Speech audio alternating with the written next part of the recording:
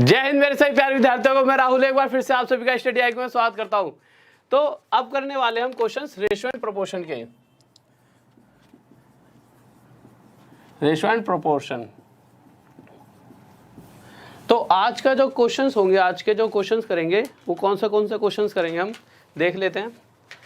सबसे पहले एक तो धरती वाले क्वेश्चन होता है कि भाई धरती पर पानी और जल इस अनुपात में दे रखा, तो नॉर्थन हेमिस्फीयर का ये अनुपात दे दिया लाना फलाना और साउथ का ये दे दिया। इस तरह के क्वेश्चन लेंगे। पहला ये टाइप खत्म करेंगे। एक टाइप आता है जो सिक्कों वाला होता है कि भाई सिक्कों की संख्या इतनी है, सिक्कों का अनुपात दे दिया और इसका अनुपात दे दिया। और तीसरा टाइप करेंगे हम कौन से वाला, एक ही हो गया और तीसरे वाला जब वो सोने को तोड़कर बेचता है। इस तरह के कुछ क्वेश्चन आज करने वाले हैं। तो सबसे पहला क्वेश्चन लगाते हैं। सर तो क्वेश्चन लगवा दीजिए, फिफ्थ वाला जल्दी से लगा दीजिए। तो पहला क्वेश्चन देखते हैं क्या कर रहा है। तो पहले क्वेश्चन पर आते हैं। इसमें अभी नेट नहीं चला, एक सेकंड रुकिए।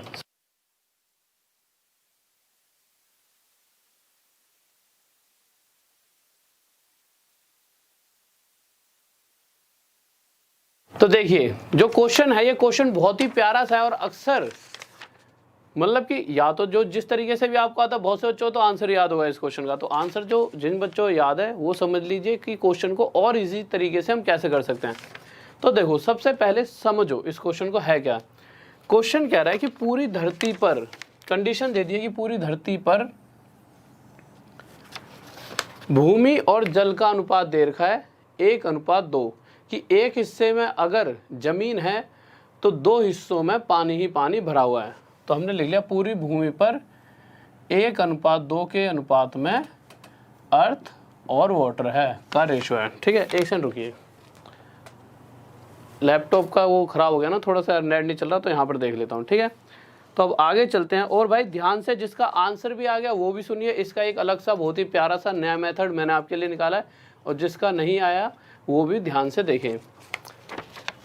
अब आगे क्वेश्चन क्या कह रहा है, कह रहा है कि आगे बढ़ने से पहले मुझे एक बात बताओ, पूरी अर्थ पर 2 हेमिस्फीयर में मैंने बांट ली, एक कर दिया नॉर्थ और एक साउथ। अगर जब पूरी धरती को मैंने 2 हिस्सों में बांटा होगा तो उसमें हुआ क्या होगा, अगर पूरी धरती का टोटल 1 और 2 टोटल अगर 3 एरिया इस अर्थ का मैंने ले लिया है, तो इस 3 एरिया में से आधा इसके हिस्से में आ जाएगा 1.5 और आधा इसके हिस्से में 1.5। पर एक बात बताओ, अगर हम पॉइंटों में कैलकुलेशन को और आगे लेकर जाएंगे तो बहुत ज़्यादा दिक्कत बनेगी। तो मैं करूँगा क्या, मैं इसको पॉइंट को यहाँ से हटा के, पॉइंट को यहाँ से हटा के एक्चुअल में टोटल इसको क्या ले लूँगा 30, और मैं मान लूँगा ये 15 और ये 15। और इस कंडीशन में जब ये पूरी मैं 30 लूँगा, उस कंडीशन के अंदर अर्थ और पानी का रेशो क्या होगा, अगर ये 3 ना होगा टोटल 30 हो, मतलब 10 गुना ज़्यादा। इस कंडीशन के अंदर अर्थ और वाटर, यहाँ पर लिख देता हूँ, अर्थ भी 1 ना होकर 10 गुना ज़्यादा 10 हो जाएगी, और ये भी 2 ना होकर 10 गुना ज़्यादा 20 हो जाएगा। रेशो निकालने पर 1:2 आएगा। क्वेश्चन भी हमने ख़राब नहीं करा, क्वेश्चन के हिसाब से चल रहे हैं, 1:2 वाली कंडीशन को सेटिस्फाई भी कर रहे हैं। बट हमने कैलकुलेशन अपने हिसाब से ईजी बनाने के लिए हमने इसे 10 और 20 ले लिया। इस कंडीशन में टोटल 30, उस 30 का आधा नॉर्थन और आधा साउथर्न हेमिस्फीयर का एरिया बन चुका है। पर इन्होंने हमें आगे और भी दे रखा है। क्या कह रखा है कि जो नॉर्थन हेमिस्फीयर है उसका जो टोटल एरिया है वो किस रेशो में बटा हुआ है, 2:3। मतलब किस तरह से, अगर दूसरे हिस्से का अगर अर्थ है तो 3 हिस्से पर वहाँ पर क्या है, पानी।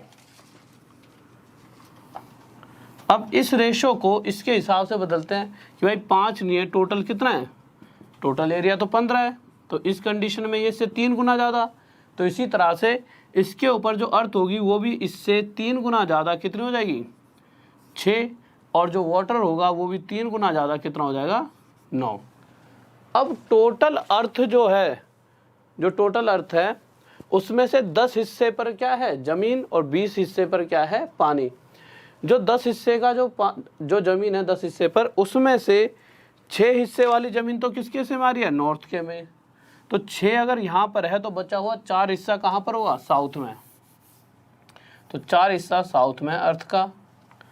अगर टोटल 20 में से 9 हिस्सा पानी का यहाँ पर है तो बचा 11वां हिस्सा। तो 11वां हिस्सा वाटर का कहाँ होगा, साउथ पर। और यह हमारा साउथर्न हेमिस्फीयर का क्या हो गया, रेशो 4:11। तो इस तरीके से इसे आप आसानी से इजीली समझकर कर सकते हो। किसी बच्चों को डाउट जल्दी से बताइए, कोई दिक्कत नहीं है भाई। नेक्स्ट क्वेश्चन पर चलते हैं, ठीक है। किसी को दिक्कत? ओके ठीक है, तो ये आपका हो चुका है। तो इसके बाद अगला क्वेश्चन लगवाते हैं हम अपना। क्वेश्चन लगा दीजिए सर फर्स्ट। तो पहला क्वेश्चन देखते हैं। तो पहले क्वेश्चन को देखेंगे ध्यान से, क्या कह रहा है। किसी बच्चे को इसमें डाउट तो नहीं है?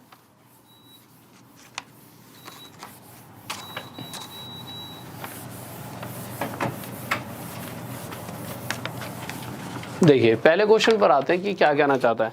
तो क्वेश्चन कह रहा है the price of gold is directly proportional to square of its weight. कि जो उसका प्राइस है, जैसे मैंने कहा 6 किलो सोना ले जाओ, तो उसके उस जब आपसे मैं रुपए लूँगा तो उसका जो स्क्वायर होगा उतने रुपए आपसे ले लूँगा। तो इसी तरह से अगर देखा जाए तो मैंने कुछ सोना है जिसको 3, 2 और 1 इस अनुपात में तोड़ रखा है। तो 3:2:1। अगर इसे मैं टोटल करूं तो देखूंगा कहीं ना कहीं 6 किलो वजन का सोना रहा होगा, जिसे मैंने किस में तोड़ दिया है, ठीक है 3:2:1 के अनुपात में तोड़ दिया है। अगर मैं इसे डायरेक्ट ऐसे ही बेच दूं तो 6 का वर्ग, 6 का स्क्वायर कितना हो जाए 36, तो मैं इसे 36 रुपये में बेच देता।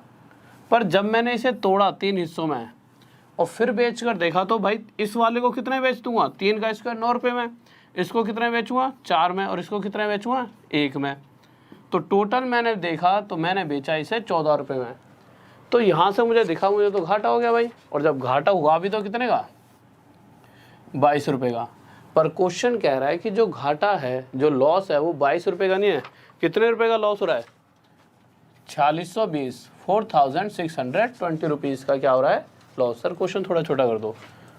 तो मैं देखूंगा कि इस जो ये लॉस है जो हमने निकाला है हमारे डाटा के हिसाब से, जो लॉस है उससे एक्चुअल लॉस 210 टाइम्स ज़्यादा है। तो क्वेश्चन कह रहा है कि अगर उसे नहीं तोड़ा जाता, अगर वो वैसा का वैसा उसे बेचता तो कितने रुपए में बेच सकता था। तो उसे 36 रुपये में ना बेचकर उससे 210 गुना ज़्यादा कितने रुपए बेचता। तो एक बार मल्टीप्लाई कर लेते हैं, 36 से 21 की 36, 72, 6, 5, 7, 7560 रुपये में वो बेच देता। ये हमारा क्या है आंसर। किसी को डाउट जल्दी से बताइए। हाँ भाई 7560 आंसर है जिसका उनका सही है। बहुत बेहतरीन भाई, बहुत बढ़िया, बेहतरीन, शाबाश, बहुत बढ़िया। तो नेक्स्ट क्वेश्चन की तरफ चलें। तो नेक्स्ट क्वेश्चन लगवा लेते हैं एक बार। हाँ भाई ऑफलाइन मिल जाएगी मेरी क्लास, ऐसी कोई दिक्कत थोड़ी है, ऑफलाइन भी मिल जाएगी। अगर वैसे तो डेली 9 बजे लाइव आता हूँ, ठीक है। अगर ऑफलाइन भी नहीं मिल रही तो आप जाया करो प्लेलिस्ट में, ठीक है। प्लेलिस्ट में जाके एक बार चेक करा करो, जैसे राहुल देसवाल स्टडी IQ डाल दोगे या Rahul sir ratio and proportion वगैरह डालोगे तो मेरी क्लासेस आ जाएंगी। राहुल सर जो भी डालो ना टॉपिक, उसके साथ में स्टडी IQ जरूर लिख दिया करो, स्टडी IQ, ठीक है। जैसे Rahul sir ratio and proportion तो उसके साथ स्टडी IQ, इस तरह से आप लिख दिया करो तो आपको क्लासेस मिल जाएंगी।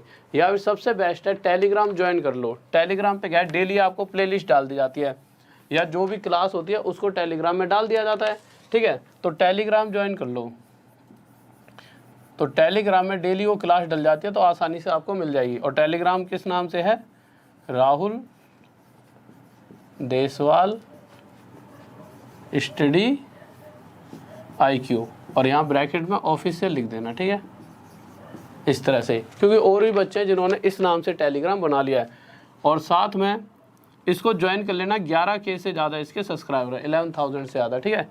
11K प्लस हैं और भी हैं, उन्हें मत ज्वाइन करना क्योंकि वो फेक हैं, ठीक है। एक तो ये, और साथ में इतना ही नाम लिखोगे तो FB पर भी आप डाउट क्वेश्चन मुझे भेज सकते हो। आगे मैं कुछ दिनों में डाउट सेशन चलाने वाला हूँ तो आप सभी के डाउट्स भी वहाँ पर करा दूँगा, ठीक है। किसी को कोई दिक्कत तो नहीं है।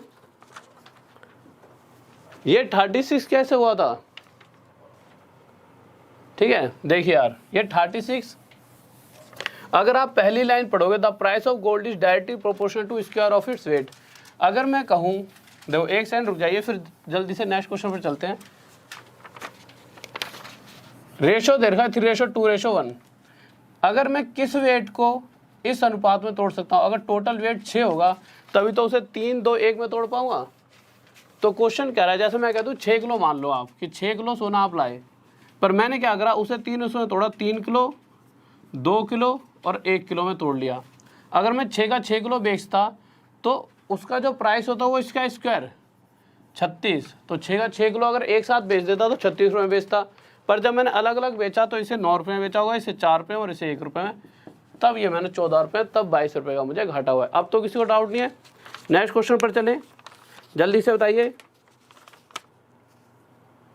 ठीक है, अब आ गया होगा समझ सभी को। तो नेक्स्ट क्वेश्चन पर चलते हैं और नेक्स्ट क्वेश्चन लगवाते हैं हम अपना सेकंड क्वेश्चन लगा दीजिए। और इसके बाद बहुत ही प्यारा सा क्वेश्चन आने वाला है इस क्वेश्चन के बाद, जिसमें अक्सर बच्चों को डाउट रहता है। तो सेकंड क्वेश्चन देखिए क्या कहना चाहता है। तो अगले क्वेश्चन पर आए, तो क्वेश्चन कह रहा है कि 7800 rupees are distributed among A B and सी।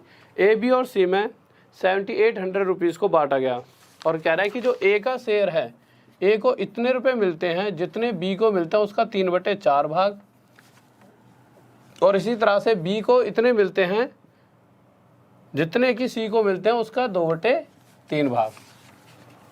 अगर या तो दो तरीकों से कर सकते हो, कैसे, या तो यहाँ से ए अपॉन में बी निकाल लो 3/4, और यहाँ से बी अपॉन में सी निकाल लो, कितना जो है 2/3, या तो ए रेशो बी रेशो सी वैसे निकाल लो कि भाई ए रेशो बी रेशो सी, कि ए रेशो बी रेशो सी, कि ए हमारा 3 है तो बी हमारा 4 है, इस तरह से। या फिर डायरेक्ट आप यहीं से ही कर सकते हो, आगे करने की कोई ज़रूरत नहीं है। कैसे, आप देखोगे यहाँ पर बी की वैल्यू 4 है और यहाँ बी की वैल्यू क्या है 2, पर एक बात बताओ, क्या बी की वैल्यू कभी अलग अलग हो सकती है? नहीं हो सकती। अगर नहीं हो सकती तो ये 2 है तो या तो इसे भी 2 बनाओ, पर 2 से ज़्यादा आसान है कि इसे 4 बनाना। कैसे, इसके साथ 2 की मल्टीप्लाई कर दो, अगर ऊपर करेंगे तो नीचे भी करना पड़ेगा।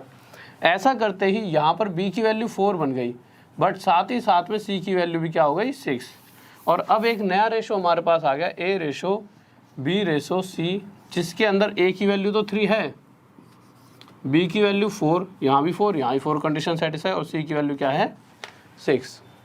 यहाँ तक किसी को डाउट जल्दी से बताइए, कोई दिक्कत नहीं है, ठीक है। अब आगे चलें। अब मुझे एक बात बताइए, अगर मैं इन तीनों का टोटल करूं तो कितना बनता है? तो आप देखोगे यहाँ टोटल बन गया 13। अगर 13 रुपये होते, उसमें से ए को 3 रुपये मिलते, बी को 4 रुपये और सी को 6 रुपये।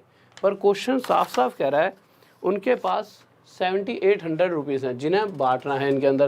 क्वेश्चन हटा देना सर। अगर मैं 7800 रुपीज़, मतलब इस 13 से 600 गुना ज़्यादा, 600 टाइम ज़्यादा, अगर 13 रुपये होते तो इन्हें इतने इतने मिलते, पर जो एक्चुअल में पैसा है वो 13 ना होकर उससे 600 गुना ज़्यादा, 600 टाइम ज़्यादा है। तो इसी तरह से जो इन्हें पैसा मिलने वाला है, पूछा किसका है वैसे, तो पूछा है then find the difference between share of B and C. B और सी के जो हिस्से हैं उनका अंतर। तो आप देखोगे बी को और 4 रुपये मिलते हैं तो सी को मिलते हैं 6 रुपये। पर अगर मैं इनका डिफरेंस देखूँगा तो इनका डिफरेंस कितना है 2। पर अगर ये 13 या 600 टाइम ज़्यादा है तो इनका जो डिफरेंस है वो भी 2 ना होकर 600 गुना ज़्यादा, कितना होगा 1200। और ये क्या आ जाएगा इसका आंसर। किसी को डाउट जल्दी से बताइए। बहुत बेहतरीन भाई, बहुत बढ़िया, गजब, बहुत बेहतरीन भाई, बहुत बढ़िया, शाबाश। नेक्स्ट क्वेश्चन पर चलें। सही बच्चों का आंसर आ चुका है, बहुत बेहतरीन। कुछ बच्चे ऐसे भी करेंगे, पहले इसका निकालेंगे टोटल, फिर इसका टोटल, फिर उसको माइनस करें। आप डायरेक्ट यहाँ से भी कर सकते हो, ठीक है। इन छोटी छोटी चीज़ों से ही और बच्चों से आगे निकल सकते हैं।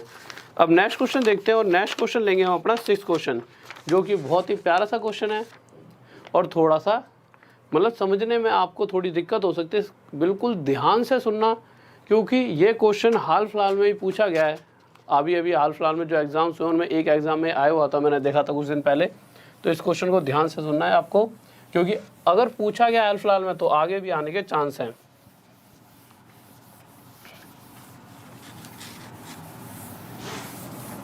तो क्वेश्चन देखते हैं क्या कह रहा है। तो क्वेश्चन कह रहा है 1 वर्ष पहले ए और बी की आय का अनुपात 3:2 था। तो हमने लिख लिया। ये सिर्फ हिंदी में, थोड़ी सी इंग्लिश में दिक्कत बन रही थी, इसकी लैंग्वेज गलती, ठीक है। अगली बार कराऊंगा जब टेस्ट में तो इसकी इंग्लिश वाली लैंग्वेज भी लिखवा दूंगा। बस हिंदी में बच्चों दिक्कत आएगी, आय का मतलब होता है, इंग्लिश वाले स्टूडेंट सुन लीजिए, इनकम। आय का मतलब होता है इनकम, बस यहीं आपको शायद दिक्कत आएगी। आय का मतलब इनकम होता है, बढ़ोतरी का मतलब इंक्रीज, कुल का मतलब होता है टोटल। आगे यहाँ पर कुल भी लिखा होगा, उसका मतलब होता है टोटल, ठीक है।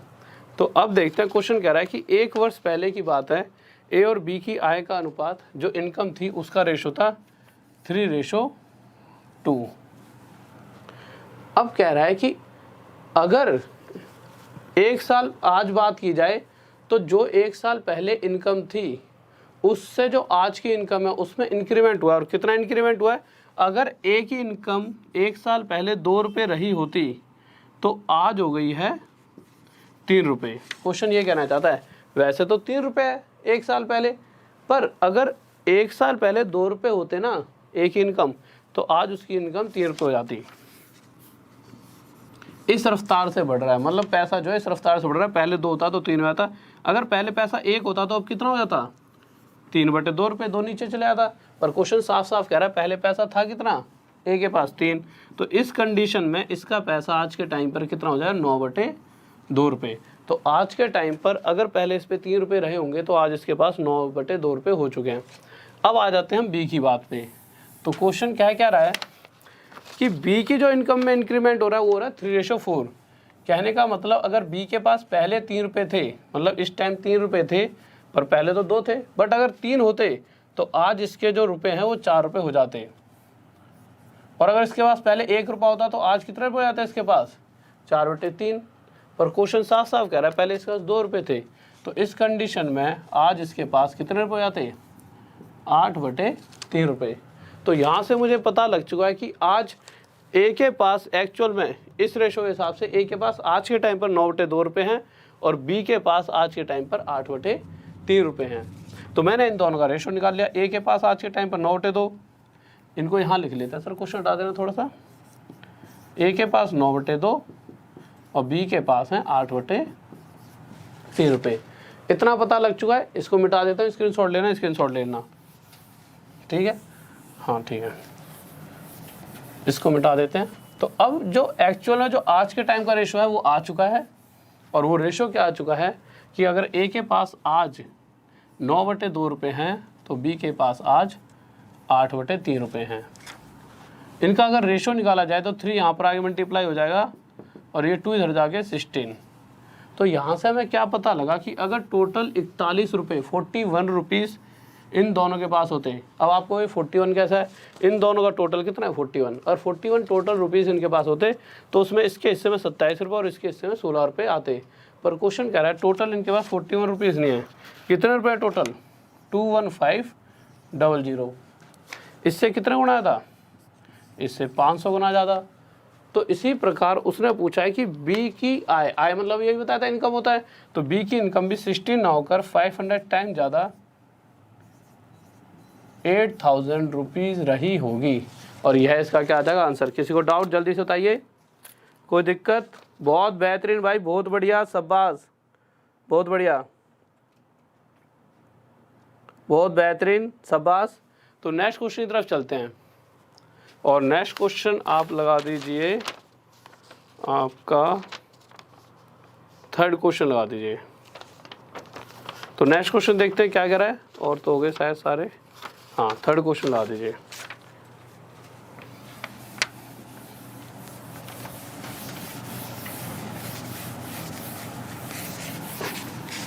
तो नेक्स्ट क्वेश्चन पर आ चुके हैं, और जल्दी से करिए नेक्स्ट क्वेश्चन को क्या कह रहा है। तो नेक्स्ट क्वेश्चन देखिए क्या आ रहा है। एक सेकंड रुकिए, एक सेकंड रुकिए, मैंने कोई गड़बड़ कर दी। कौन सा क्वेश्चन था सर, पहले पिछला क्वेश्चन लगाने के बाद जल्दी से मैंने कैलकुलेशन थोड़ी सी गड़बड़ कर दी शायद। एक सेकंड रुकिए, देख लेते हैं क्या क्या बन रहा था।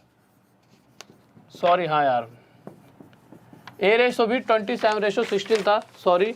अगर टोटल करेंगे कितना होगा 53, और ये कह रहा है 43, 7 6 13 3 हासिल 1 2 और 1 3 और 1 4, ठीक है। कह रहा 43 नहीं है, टोटल है कितना 215, इतना ही दे रखा है, 00। अगर आप देखोगे इससे कितने गुना ज़्यादा है, 500 टाइम ज़्यादा। तो इसी तरह से जो बी के हिस्से में पैसा आएगा वो भी 500 टाइम ज़्यादा, कितना आ जाएगा 8000 रुपीज़। और ये क्या आ जाएगा आपका आंसर। ठीक है, अब किसी बच्चों को डाउट जल्दी से बताइए। हाँ भाई जल्दी से बताएं, अब किसी को कोई दिक्कत। वो गलती से क्या हुआ, जल्दी में ना मैंने 27 और 16 को 41 और पर मुझे मतलब माइंड से निकल गया। ठीक है, सॉरी उसके लिए यार। तो नेक्स्ट क्वेश्चन पर चलते हैं। तो नेक्स्ट क्वेश्चन देखते हैं। तो अगले क्वेश्चन पर आते हैं, क्या करा है। तो अगला क्वेश्चन क्या करा हमारा, अगला क्वेश्चन कौन सा लगाया था आपने, थर्ड। ठीक है, थर्ड क्वेश्चन पर थर्ड। तो थर्ड क्वेश्चन देखते हैं। हाँ भाई किसी को दिक्कत तो नहीं।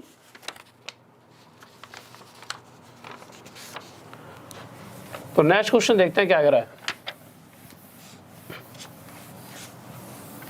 तो अगले क्वेश्चन पर आए। तो अगला क्वेश्चन कह रहा है कि एक थैले में 5 रुपये, 2 रुपये और 1 रुपये के सिक्के हैं। ठीक है भाई, हमने रख दिए एक थैले में 5 रुपये के सिक्के हैं, कुछ 2 रुपये के हैं और कुछ 1 रुपये के सिक्के हैं।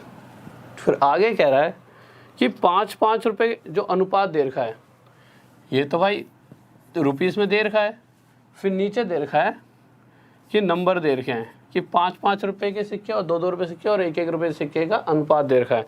और जो अनुपात है वो किस अनुपात में है, 4:6:9। कहना चाहता है कि अगर 5-5 रुपये के 4 सिक्के हैं तो 2-2 रुपये के 6 सिक्के होंगे और 1-1 रुपये का कितने सिक्के होंगे, 9। ठीक है, तो इस तरह से अगर देखा जाए तो 5-5 रुपये के अगर 4 सिक्के होंगे तो टोटल जेब में उसके देखा जाए 5×4=20, 5-5 रुपये के 20 रुपये पड़े होंगे। वहीं अगर 2-2 रुपये के 6 सिक्के हैं तो ये कितने रुपये बनाने वाले हैं, 12। और 1-1 रुपये के 9 सिक्के हैं तो ये कितने रुपये बनाने वाले हैं, 9 रुपये। जब इन्हें आप टोटल करोगे तो ये कितना बन जाएगा, 41। अब आप बहुत से बच्चे सोचोगे कि पिछले क्वेश्चन में 41 आया कहाँ से था। मैंने जल्दी में एकदम जब मेरे मतलब माइंड में चल रहा था ये क्वेश्चन, और मैंने इसी का 41 दिमाग में मतलब चल रहा था मेरा 41 भी, और वही 41 मैंने वहाँ पे लिख दिया था। मैं बताने ही वाला था आपको। ठीक है, तो इस चक्कर में छोटी सी मिस्टेक हुई थी। मिस्टेक तो छोटी थी, बड़ी थी, बट सॉरी। ठीक है, तो अगर 41 रुपये रहे होते इसके पास तो मैं देखता 20 रुपये 5-5 रुपये से बनते, 12 रुपये 2-2 रुपये से और 9 रुपये 1-1 रुपये से। पर क्वेश्चन कह रहा है टोटल 41 रुपये नहीं है, टोटल कितने रुपये हैं, 410 रुपये। इससे कितने गुना आया था, 10। अब कुछ बच्चे क्या करते हैं, देखेंगे कि नंबर का रेशो ये दे रखा है तो डायरेक्ट 6 के साथ 10 की मल्टीप्लाई कर देंगे और कह देंगे सिक्के कितने हैं, 60। यही तो पूछा 2-2 रुपये कितने सिक्के हैं, तो 2-2 रुपये के 60 सिक्के हैं। बट इस क्वेश्चन के अंदर ये करना सही भी रहेगा, पर हर क्वेश्चन के अंदर ऐसा करना सही नहीं रहता। ठीक है, क्यों सही रहेगा, क्योंकि इसके अंदर आंसर वैसे भी 60 ही आने वाला है। कैसे, अगर आप देखोगे कि टोटल 2-2 रुपये से हमारे पास 12 रुपये नहीं है, 10 गुना ज़्यादा कितने रुपये होंगे, 120 रुपये। अगर 1-2 रुपये मतलब एक सिक्का 2 रुपये का है, ठीक है, तो एक सिक्का हमें 2 रुपये दे रहा है, तो 120 रुपये कितने सिक्के दे रहे होंगे, तो 120 रुपये हमें 60 सिक्कों से मिल जाते होंगे। अगर टोटल 120 रुपये हमारे पास 2-2 रुपये से मिलकर पड़े हैं तो 100% हमारे पास 60 सिक्के होंगे। तो इस कंडीशन में तो चलो वो तरीका सही था। बट जैसे हम अगला 4th क्वेश्चन देखेंगे, सर 4th क्वेश्चन लाइए, जल्दी से देखिए। ये तो बंद हो गया सर। तो नेक्स्ट क्वेश्चन देखते हैं क्या कह रहा है। तो नेक्स्ट क्वेश्चन पर जब आए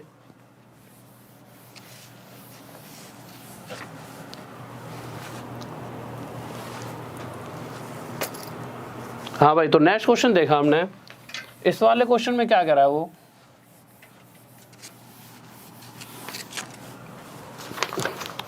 कह रहा है कि इस बार जो सिक्के हैं वो कितने रुपए के हैं, जो 1 रुपये के सिक्का है, ठीक है, और 50 पैसे का। तो मैंने क्या करा, सबको रुपीज़ में बदल लिया। या तो आप सबको पैसों में बदल लेना या रुपीज़ में, जो आपकी इच्छा हो उसमें एक में बदल लेना। तो मैंने क्या कर लिया, 1 रुपये 50 पैसे को भी आधा रुपया बना दिया और 25 पैसे को 1/4 रुपये बना दिए।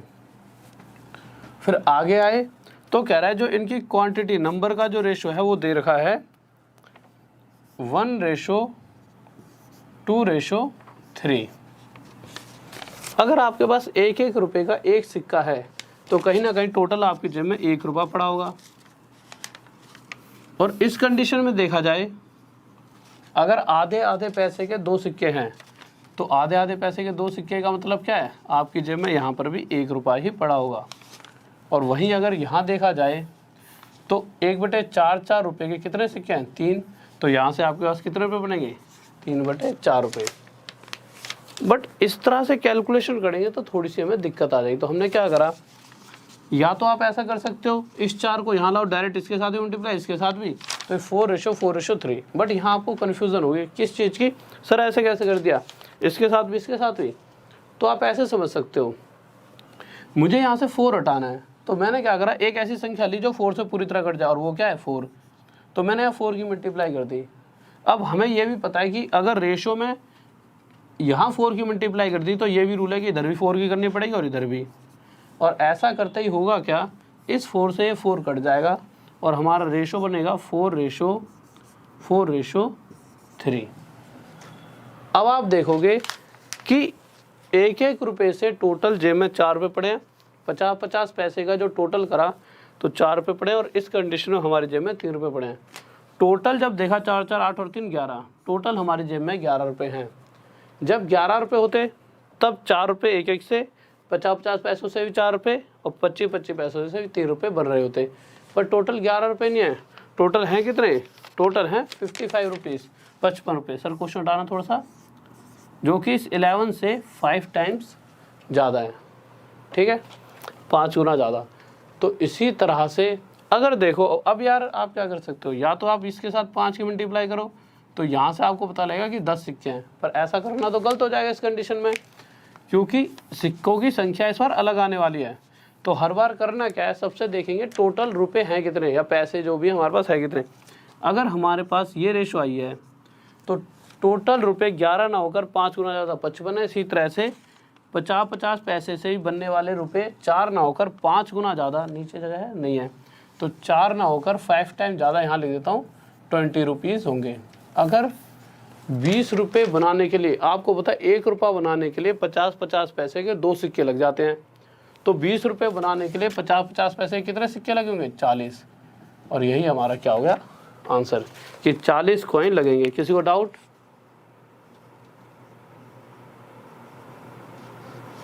हाँ भाई जल्दी से बताइए, किसी को डाउट? पृथ्वी वाला, हाँ भाई जल्दी से बताइए, किसी को डाउट? और कौन से वाला क्वेश्चन दोबारा एक बार जल्दी से वो कर दीजिए, मतलब कमेंट करके बताओ जल्दी से, कौन सा वाला 5th क्वेश्चन दोबारा से समझना है, धरती और वो जल वाला है।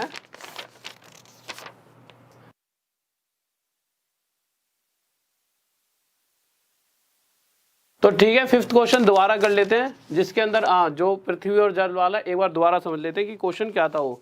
तो देखते हैं एक बार, बहुत ही प्यारा सा क्वेश्चन, दोबारा से देखते हैं 5th क्वेश्चन, ठीक है, जल्दी जल्दी समझना और ध्यान से। और जिस बच्चे का हो गया था वो एक बार क्वेश्चन को करके देखना, और इसके बाद 1-2 क्वेश्चन बहुत ही प्यारे प्यारे से और आने वाले, एक मतलब क्वेश्चन तो बहुत आएंगे पर कुछ क्वेश्चन बहुत ही प्यारे होंगे उनमें।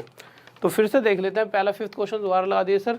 तो क्वेश्चन क्या था, क्वेश्चन ये था कि मैं कह दूं ये धरती है, इसके हिस्से में कुछ हिस्से में पानी है और कुछ हिस्से में जमीन पड़ी है। तो रेशो दे रखा था कि टोटल अगर ज़मीन की बात की जाए तो अर्थ और वाटर का रेशो उसमें 1:2 है, कि एक हिस्से पर ज़मीन दिखेगी तो 2 हिस्सों पर पानी होगा। अगर मैं इस पूरी ज़मीन को 2 हिस्सों में बांट दूं और उस हिस्सों का नाम दे दूं नॉर्थ हेमिस्फीयर और एक को दे दूं साउथ हेमिस्फीयर, आप देखोगे कि अगर ज़मीन का टोटल एरिया निकाला जाए तो 2 और 1 टोटल एरिया निकलेगा 3। अगर इस टोटल 3 एरिया को मैं 2 हिस्सों में बांटता हूँ तो इसके हिस्से में 1.5 और इसके हिस्से में 1.5 का एरिया आएगा कि नहीं आएगा। पर इन पॉइंटों की कैलकुलेशन से बचने के लिए मैंने क्या करा था, इसे एक्चुअल में 15 ले लिया था और इसे भी 15। और इस कंडीशन में अगर ये 15 और 15 30 है तो मैंने इसे भी क्या करा था, आपसे कह दिया था इसे भी 30 ले लेना, जो कि इससे कितने गुना आ जाता 10। तो ये दोनों भी 10-10 गुना आता है, ये 10 हो गया, ये 20 हो गया। ऐसा नहीं हमने रेशो के साथ कोई छेड़खानी करी है, अगर काटोगे तो फिर से 1:2 ही बनेगा। बट अगर हम टोटल 30 मान लेते हैं, मेरी इच्छा है ना कि भाई ये थोड़ी है 1:2 मतलब टोटल 3 ही एरिया है, वो तो रेशो में है, तो रेशो में तो अभी 1:2 था, काटने पे भी बनना है। बट 30 से हमारी कैलकुलेशन अब इजी होने वाली है। कैसे देखो, नॉर्थ का टोटल हमारे पास 15 आ गया, साउथ का टोटल 15, पर नॉर्थ का रेशो भी दे रखा है क्वेश्चन में कितना, 2:3। अब आप एक बार बताइए, अगर इस रेशो के हिसाब से टोटल देखा जाए तो 5 होना चाहिए नॉर्थ का। बट अब हम इस कंडीशन फेल लें, जब टोटल 30 था तो इसका 15 इसका 15, तो ये टोटल 5 है, इस कंडीशन में 15 हो चुका है। कितना गुना था, 3। तो इसी तरह से ये भी 3 गुना ज़्यादा और ये भी 3 गुना ज़्यादा, ये 6 हो जाएगा और ये 9। अच्छा, ये रेशो किस किस का था, तो ये रेशो था अर्थ से वाटर का, मतलब नॉर्थन हेमिस्फीयर पे टोटल जितना भी ज़मीन है उसका 6ठा हिस्सा है, और 10 में से 6 हिस्सा ज़मीन नॉर्थ पे है, तो बची कुची ज़मीन, कितनी ज़मीन बच गई, 4। भाई 10 में से 6 यहाँ पर है तो 4 ज़मीन बच गई, वो यहाँ पे होगी। पानी अगर यहाँ पर 9 है 20 में से, तो पानी बचा कितना, 11, तो 11 पानी कहाँ पर होगा, साउथर्न हेमिस्फीयर पे। और ये भी टोटल देख लो, 11 4 15, कंडीशन 100% सेटिस्फाई। तो यही तो पूछा था, अर्थ से पानी का रेशो बताओ साउथ हेमिस्फीयर पर, तो 4:11, और ये हमारा क्या आ जाएगा आंसर। किसी को डाउट अब बताइए जल्दी से, कोई दिक्कत नहीं है, पक्का, ठीक है। अब नेक्स्ट क्वेश्चन देखते हैं, बहुत ही प्यारा सा, और बहुत बार क्वेश्चन आ भी चुका है एग्जाम में, ठीक है। और मैं चाहूँगा सभी बच्चे जल्दी से जल्दी आंसर देना। तो क्वेश्चन देखिए क्या है। अब तो इस क्वेश्चन में कोई डाउट नहीं रहा होगा, अगर होगा भी तो एक बार जब क्लास खत्म हो जाएगी उसके बाद एक बार इसे सॉल्व करके देख लेना, ठीक है। तो क्वेश्चन पर आते हैं अगले पर। तो क्वेश्चन कह रहा है P/Q बराबर है R/S बराबर है T/U बराबर है 2:3 के, किसका होना है, ठीक है। और उसके बाद कह रहा है कि फाइंड करें, क्या फाइंड करना है, MP plus NR plus VT का ratio MQ plus NS plus VU से, ठीक है। ये हमें क्वेश्चन पूछा हुआ है, दिख रहा है आपको, हाँ ये नहीं दिख रहा यार, एक सेकंड रुको यार, जल्दी से लिख देता हूँ। MP plus NR plus VT का रेशो बताना है हमारे को MQ plus NS plus VU से, ठीक है। ये हमारे को क्वेश्चन सॉल्व करना है।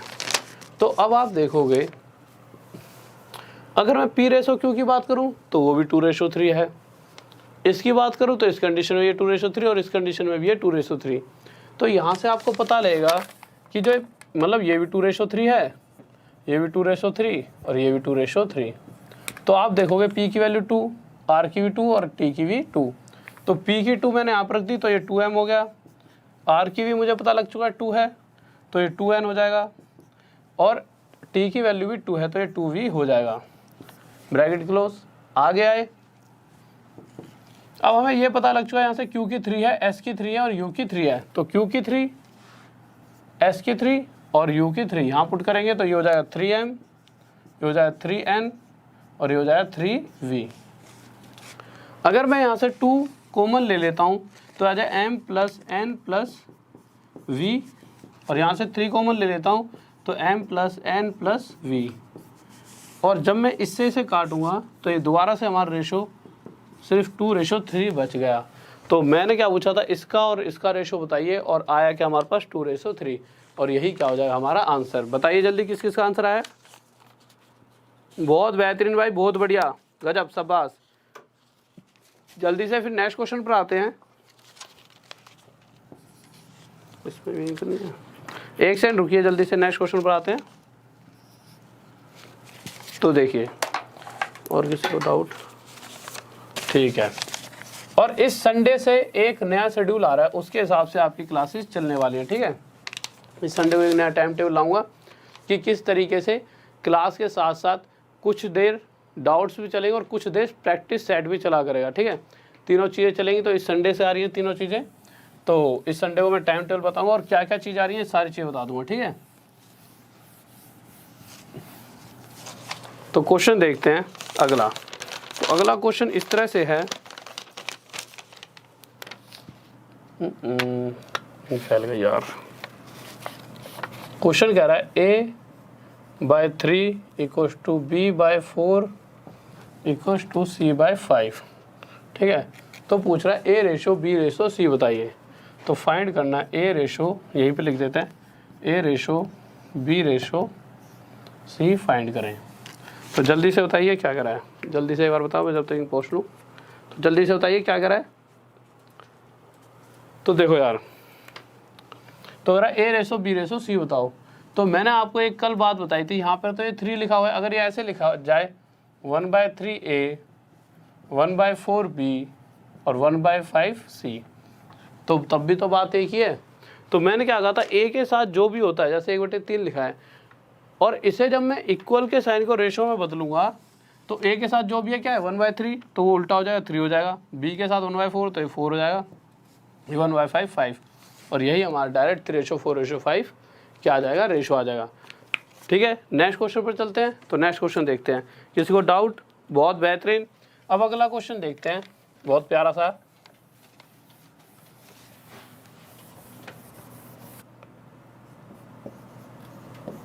बराबर है b के 0.25 के, बराबर है c के 1/5 के। तो हमें a/b/c बताना है। इंग्लिश में लिख दिया 30% ऑफ a इक्वल्स टू, फिर 0.25 of b equals to 1/5 of c, ठीक है। और उसके बाद पूछ लेगा a/b/c बताइए। तो हम क्या करेंगे, परसेंट में ही तो है, कोई दिक्कत थोड़ी है। नीचे 100 लगा देंगे, 100 लगाते 0 से 0 हट जाएगा। तो हम देखेंगे ये क्या बचेगा, यहाँ पे 3/10। आगे आए तो जैसे ये पॉइंट हटेगा नीचे क्या आ जाएगा 100। तो 25 से जब इसे काटूंगा तो किस पर जाएगा 4 पर। तो मैंने देखा जब इसे पूरे को सॉल्व किया गया तो यहाँ पर बचा सिर्फ 1/4 और यहाँ 1/5। अब क्या रह गया, अब तो कुछ भी नहीं है। हमें पता है इक्वल का साइन रेशो बदलने के लिए a के साथ क्या है 3/10। जब उल्टा करेंगे तो क्या हो जाएगा 10/3। इसी तरह से इसे उल्टा करेंगे तो 4, इसे उल्टा करेंगे तो 5। या तो अब डायरेक्ट इस 3 को अगर उधर ले जाऊंगा तो इन दोनों के साथ मल्टीप्लाई हुआ, जैसे थोड़ी देर पहले बता रहा था। तो ये क्या हो जाएगा 10/12/15। पर कुछ बच्चे कहेंगे कि सर ऐसा कैसे हो गया, तो आप इस तरह से समझ लीजिए। कैसे समझोगे, देखिए आप एक चीज़ दो, ये 10/3 है, ठीक है। तो आप क्या सोचोगे कि यार सर ने ऐसे कैसे मल्टीप्लाई कर दिया। तो आप ऐसे समझ लो कि मैं 3 को हटाना चाहता हूँ, क्योंकि प्रॉपर रेशो में लाना है मुझे, फ्रैक्शन में नहीं रखना। तो 3 हटाने के लिए मैंने यहाँ पे 3 की मल्टीप्लाई कर दी। पर मुझे ये भी पता है कि अगर इधर वाली रेशो के साथ इसके साथ अगर 3 की मल्टीप्लाई है तो यहाँ भी 3 करनी पड़ेगी और यहाँ भी 3 की, यही रूल है। ऐसा करते ही 3 से कट गया 10 आ गया, ये 12 आ गया और ये 15, और यही क्या हो गया हमारा आंसर। किसी को डाउट जल्दी से बताइए, कोई दिक्कत? बहुत बेहतरीन भाई, बहुत बढ़िया, गजब, शाबाश। नेक्स्ट क्वेश्चन पर चलें। तो नेक्स्ट क्वेश्चन किसी कोई बताओ जल्दी से।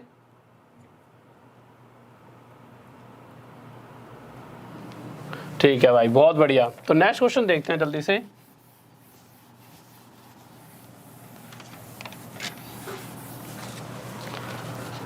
तो अगले क्वेश्चन पर आए। तो अगला क्वेश्चन तो है ही नहीं यार, यहीं पे ख़त्म हो गया सब सिस्टम है। कोई दिक्कत नहीं है, फिर कल कर लेंगे, ठीक है। और इस बार संडे को एक नए उसके साथ शेड्यूल के साथ चलेंगे, ठीक है। कोशिश करेंगे इतना ऐसा शेड्यूल बनाऊंगा कि जिससे कि सिर्फ एक होता है कि सिर्फ चैप्टर ख़त्म कराना। तो मुझे ऐसा लगता है सिर्फ चैप्टर ख़त्म करने से ही बात नहीं बनेगी, साथ में हमें कुछ प्रैक्टिस भी करनी पड़ेगी कि डेली ऐसे कभी NTPC का, वो तो मैं बताऊँगा आपको कैसे कैसे, और साथ में डाउट्स वगैरह भी करते रहने पड़ेंगे, तभी चीज़ें हमारी सही चलने वाली है, ठीक है। तो वो आपको संडे को बताऊँगा, संडे से फॉलो करूँगा इस रूल को, मंडे से रेगुलर, ओके। और साथ में अगर किसी को PDF चाहिए तो कैश पे, तो PDF के लिए क्या करना पड़ेगा, तो आप सभी को पता भी है, राहुल देसवाल स्टडी IQ, ये टेलीग्राम है, टेलीग्राम, ठीक है। टेलीग्राम के इस ग्रुप में ज्वाइन हो जाना, साथ में ऑफिशियल भी लिखा है इसके, 2-3 और भी हैं, उन्हें ज्वाइन मत करना। इसके 11 के सब्सक्राइबर हैं, ठीक है, 11 के मेंबर्स हैं इसके, इसमें ज्वाइन कर लेना। यहाँ पर डेली आपको PDF और जो भी वीडियो डाली जाती है वो मिल जाती है, और प्लेलिस्ट भी मिल जाती है डेली आपके यहाँ पे, प्लेलिस्ट भी डाल दी जाती है साथ में, ठीक है।